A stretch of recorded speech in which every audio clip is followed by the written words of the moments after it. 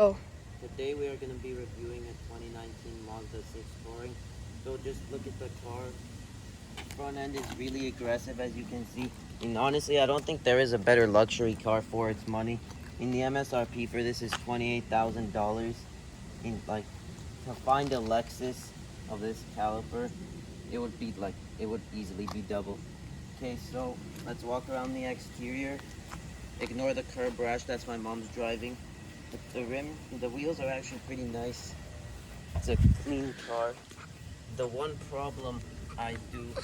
complaint that I do have is that the paint chips way too easily. So, it's a pretty aggressive looking car. Now let's move on to the interior. The interior of this car, and there's leather stitching. Pretty nice. And you just look at it, it looks like you're... Yep. Cut. Okay, so let's move on to the interior of the car.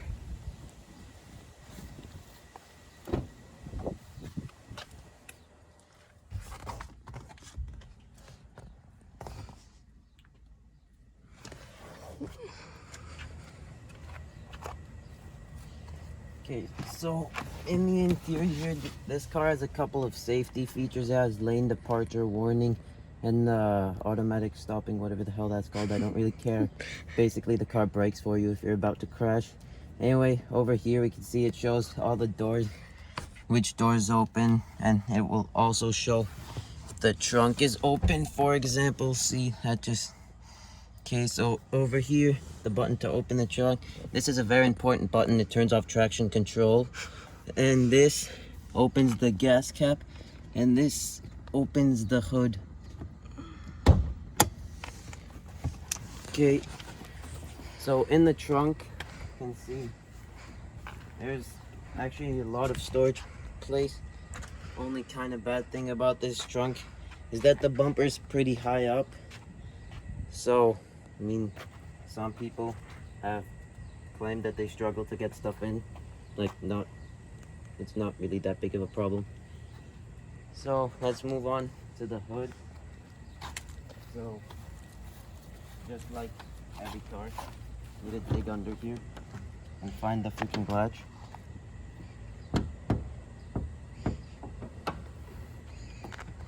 And there's the 2.5 liter inline 4. 2.5 liter inline 4. It's a pretty weak engine.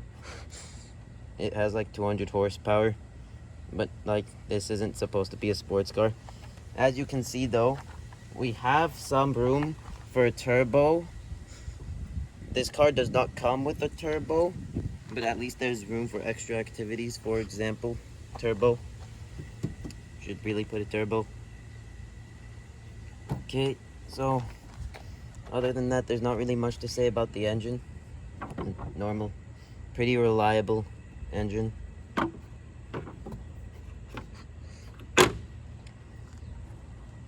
Show the car jack in the bagage.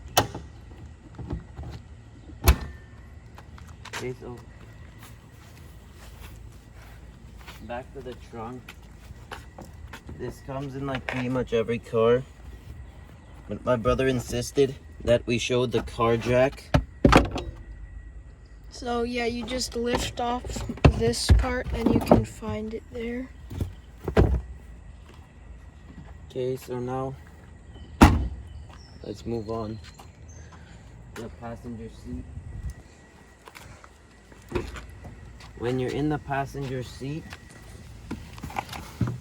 you can heat your seats. The car isn't on right now, so I can't show you. Same with the driver's seat. Yeah, let's turn the car on. Stop the video. So now we're going to be starting it and revving it to show you how it sounds. It does not sound that good. But this is not supposed to be a sports car. Okay, so we have the push button start. I know it's not a manual, but this is supposed to be comfortable to drive.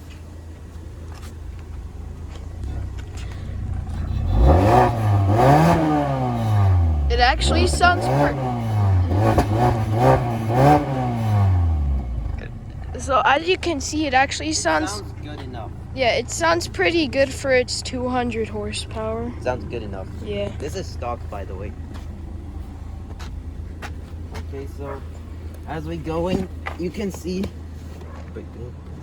there's heated seats for both the driver and the passenger. So if you want your ass to be warm while you're driving, you can do that. Is the how you cool it. It's currently in Celsius for some reason, but you can change it to Fahrenheit. I don't feel like toasting myself, so I'm gonna put it back to low. And one of the fan speed. One of the most important buttons, sport mode. Yeah, this is the parking brake. Yeah, you can hear that. Okay, the parking brake is now off.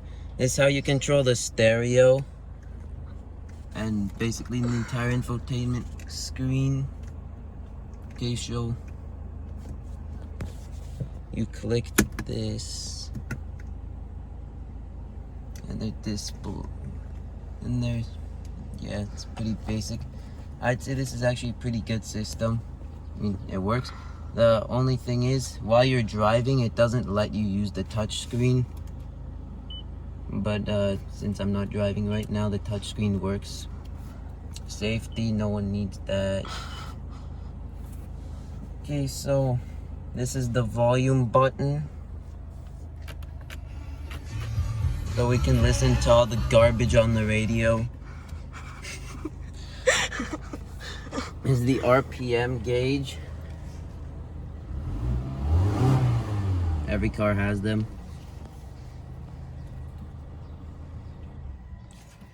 Okay, so now we're gonna move to the back seat, where the back seat's actually pretty good. You can pull this down. There are cup holders and there's a USB charger. Just pretty useful. You can hook a baby carriage onto here.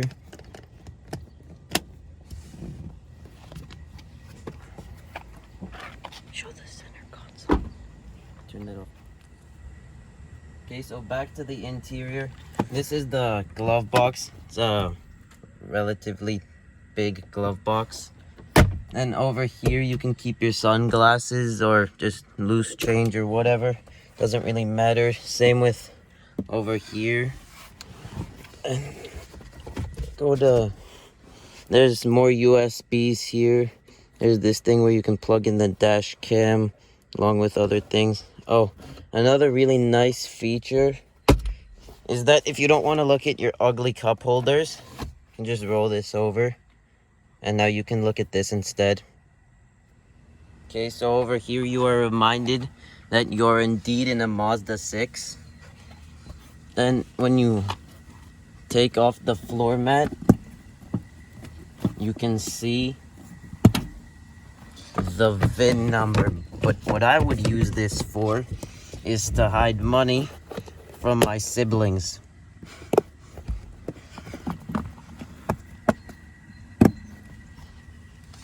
And as you can see, this seat is sadly not electric, but who cares? Your passengers will be sitting in it, not your problem. This one is kind of more boring. Have your standard boring seat, but I mean, not your loss. Your passengers will deal with it. That'll be their problem.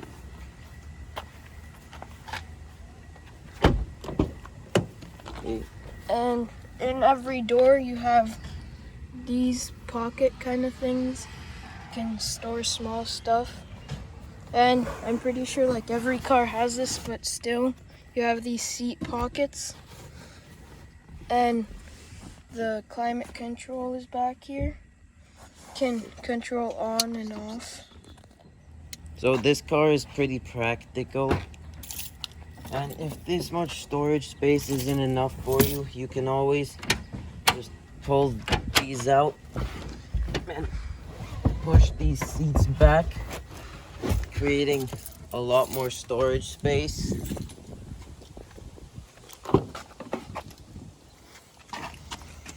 And they're just as easy to put back up.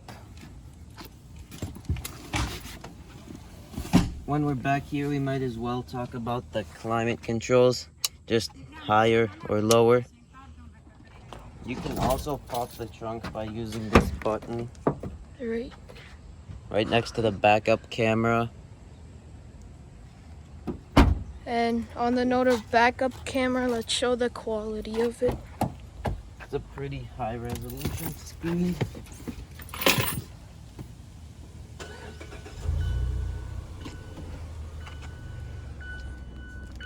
It's your average backup camera. It works, does its job.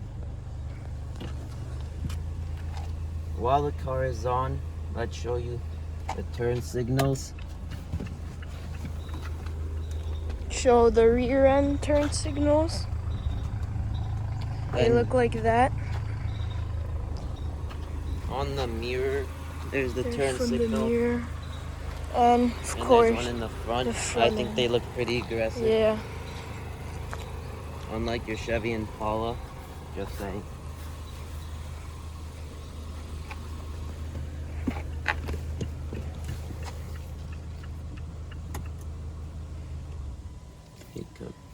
This car does have a functional sunroof. Pull up at this and it opens the sunroof. Automatically. Yes. Well. And close it back.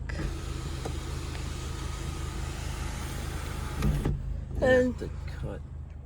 These are the interior lights. They're currently on auto. All the doors are closed. Once you open it, they illuminate so that you can see where you're going at night. And once you close it, you can just press it to turn it on. or if you don't want them to turn on at all, You can switch it flick to them. off. And if you want them always on, go like that. And also, there's a mirror here. You can With see, the light? yeah, for your makeup, schmakeup. And that's pretty much it. Oh yeah, over here it shows the rear passenger. Shows that the passenger doesn't have his seatbelt Yeah. on. That would be you. And it shows the rear seats. If there's weight on them, it says they're not buckled up if they're not buckled up. I will demonstrate.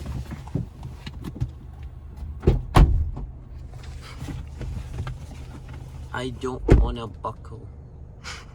It's only on Papa's car. This is the 20. There is manual mode on this car. Put it to the side and then you can shift gears. But yeah, not really very good manual mode. Doesn't have true manual gearbox. Yeah. There's no clutch. In conclusion, I think this is a very underappreciated car and more people should buy these because it's about half the price of a Mercedes C-Class and it has almost as much horsepower and the interior is just as good. The exterior also just looks just as good, but I get the whole I want to drive a Mercedes because Mercedes is cool stereotype, but like, if it were up to me, I wouldn't spend double on a Mercedes. Thank you for watching our video. Make sure to like and subscribe for more car reviewing content. Thank you. Bye.